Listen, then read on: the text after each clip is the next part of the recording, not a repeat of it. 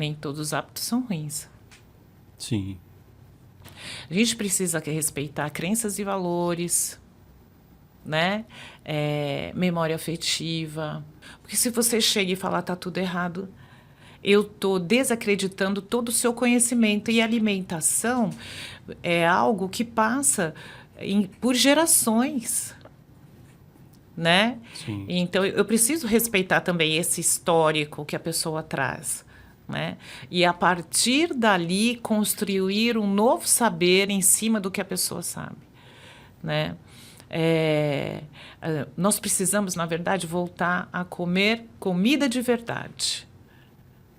O que nossas avós faziam, né? O que nossas tias... Quando eu costumo falar com os meus alunos, na reunião de família de vocês, qual é o prato que simboliza a família de vocês? Geralmente é o mais saudável possível, porque é aquela lasanha, ou aquele, eu sou da região de Minas, um frango com quiabo e angu, que é coisa mais saudável que isso. Depende da origem da pessoa. Se a origem é uma pessoa nordestina, vamos dizer assim, aí então ela vai fazer uma carne de sol, que também é ótimo, não tem aditivos, né? Agora, a carne seca industrializada, ela tem aditivo permitido por lei, mas também para evitar outros prejuízos à saúde. Mas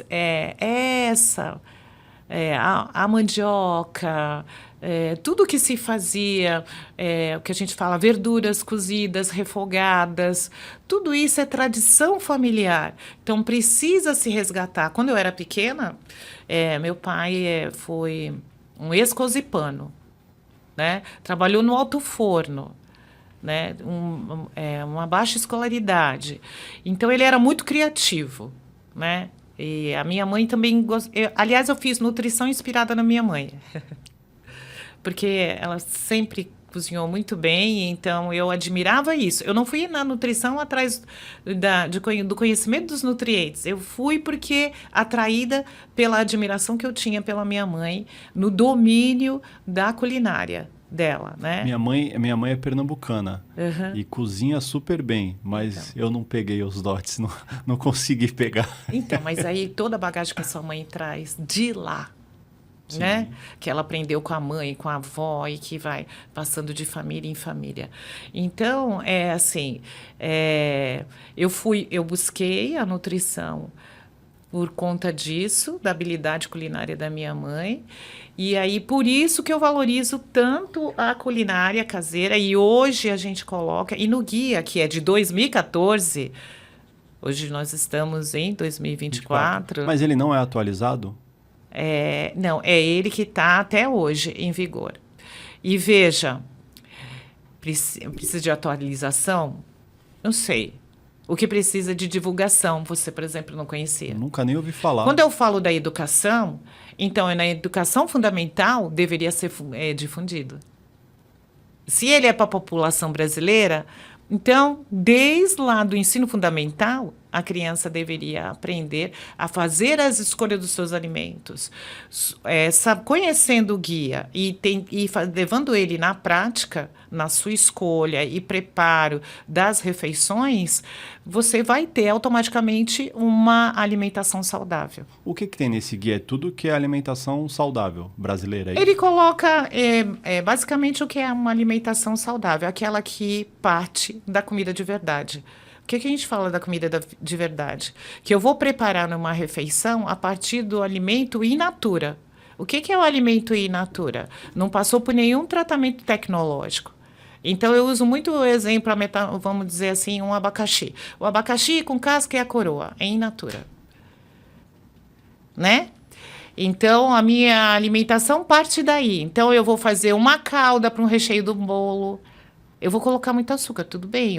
Então, eu vou procurar reduzir o açúcar. Mas, veja, a matéria-prima principal, o abacaxi, é in natura. Então, essa calda vai ser saudável. Ela vai ser saudável se eu diminuir a quantidade do açúcar. Mas ela já tem uma garantia, é um ingrediente in natura. Então, aí a gente vai na feira e encontra o abacaxi, supostamente, né, que eu também não tenho certeza, descascado e fatiado na bandejinha. Eu gosto. É ótimo, não é? E agora tá na época, tá docinho e tá num preço legal. Ele é o minimamente processado. Então, ele foi minimamente processado. Ele foi higienizado, teve o descasque e o corte. E aí, só o corte e embalou pronto para o consumo humano, ser comercializado e consumido. É o minimamente processado que a gente fala.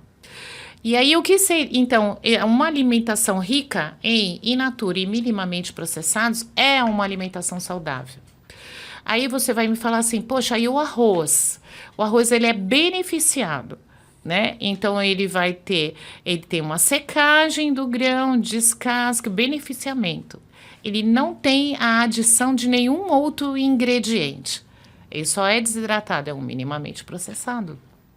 O feijão, o grão do feijão, eu não consumo ele assim, ainda verde, quando eu compro ele desidratado, né? Que é a forma que ele mais vai ser durável, né? Então, é um minimamente processado.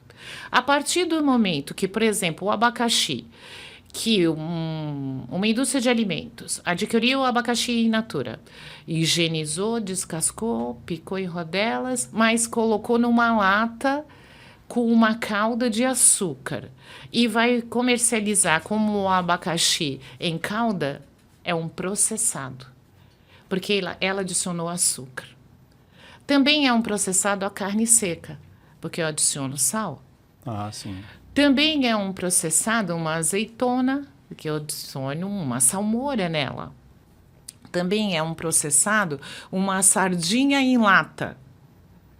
Há outros técnicas de industrialização que coloca ela na lata, que eu não vou entrar aqui, né, que é mais complicada, esterilização e outros processos. Mas ali, se você for ler o rótulo, vai ter sardinha, sal, açúcar e óleo. Ela é um processado. Tudo que eu adiciono, sal, açúcar, gordura, então vão ser processados. Esse a gente fala assim, eu tenho até uma palestra que eu falo assim, esse a gente acende a luz amarela do semáforo, uma atenção. Eu vou consumir? Vou consumir, mas tendo uma atenção, porque ela vai ter sal para se conservar. No caso do abacaxi em calda, ele tem o açúcar para auxiliar na sua conservação. Não é só para deixar mais docinho, é para auxiliar na conservação. Né? E fora que ele está embalado na lata, e eu tenho todo um revestimento tecnológico naquela lata, se ela tiver amassada já me compromete a qualidade dele, se estiver estufada, se estiver enferrujada e etc. São outras questões. Mas essa é o processado. Alguns processados eu tenho que ter muito cuidado. Então é o sinal amarelo. Eu vou consumir, mas com uma atenção. E aí, o que seria o ultraprocessado? Que é assim, nos dói o coração. Salgadinho. Mas a gente entende. Salsicha. Salsicha. Salsicha de carne não tem nada. É o subproduto de algo que foi carne um dia. E é uma delícia. E é por quê? Proposital, porque tem sabor. Porque se colocam aditivos que vão te seduzir, vou falar numa linguagem popular, vão seduzir o seu paladar e vão viciar o seu paladar no consumo daquele... É essa, né? A ideia é essa. Sim. Você consumir mais, mais e mais. E aí você pensa assim, de que origem que é a salsicha? Origem animal. Aí nós damos para as crianças achando que está dando carne para a criança. Só que está dando um veneno. Verdade. Né? São muitas informações, né? São muitos. Mas o que o guia coloca? Você me perguntou, o que o guia coloca? O guia coloca essa classificação que é chamada nova. Classificação nova. E tudo está aí. Né? A alimentação saudável ela é pautada em alimentos in natura e minimamente processados. Sim. Feitos de maneira artesanal, em casa, com seus familiares, para você comer com quem você gosta, para você praticar a arte da culinária, que é uma arte, para resgatar receitas da família, né? Tem muito disso, né? Você, às vezes acontece comigo, tô andando por aí, Aí passo num restaurante e sinto o cheiro que me lembra a infância. Nossa, cheiro da carne que a minha tia fazia. Nossa, você começa até a salivar. Sim, Porque aí você mexeu com a memória gustativa, né? E está associada a emoções, sentimentos. A maioria deles são prazerosos. É, tem momentos que a gente está dando aula e a gente fala da memória gustativa e começa a puxar isso no aluno. Tem aluno que até emociona, porque vai lembrar de uma avó que não sim. está mais presente e que você não vai experienciar mais isso, porque você pode até procurar fazer igual, mas o toque da avó você não tem, né? Então, são coisas assim. A limitação é muito